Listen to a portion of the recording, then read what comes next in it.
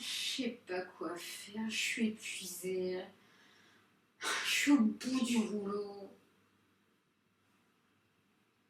Quel rouleau? Ah, on va voir ça. Je n'en peux plus, je suis au bout du rouleau, j'ai envie de rentrer, me foutre mes savates et terminer bonsoir. Claudie Faucon dans le film Dickeneck de Olivier Van Hufstadt.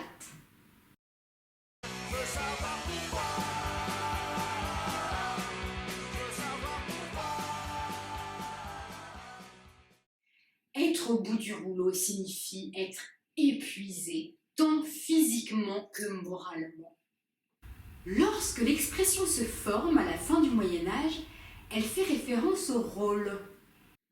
Recueil d'actes qui se présentait en forme de parchemin cousu bout à bout et enroulé. Au XVIIe siècle, les répliques des comédiens étaient inscrites sur ces rôles, ce qui a donné le nom de rôle au rôle joué par les comédiens. Lorsque le rôle était court, c'est-à-dire avec peu de répliques, on appelait ça un rollet. Les comédiens jouant des rollets étaient donc vite arrivés à la fin de leur rollet, n'ayant plus rien à lire, réduits à ne plus rien dire et à sortir de scène. On peut aussi imaginer, métaphoriquement, quelqu'un qui n'a plus rien à dire à la fin de son discours, ou quelqu'un qui n'a plus de ressources, que ce soit personnelles, intellectuelles ou financières.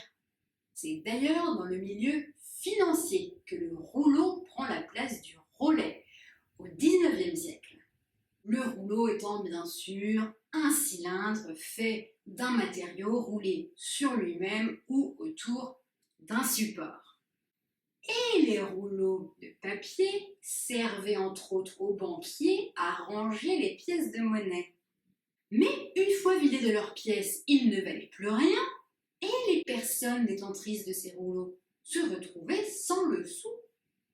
Une fois arrivée au bout du rouleau, elle avait épuisé toutes ses ressources. Et voilà comment on en est arrivé à être au bout du rouleau pour évoquer un épuisement de ses ressources morales ou physiques. Si vous avez appris quelque chose, likez, ça prend 1 seconde et ça me fait plaisir. Partagez, abonnez-vous. À bientôt pour une prochaine expression.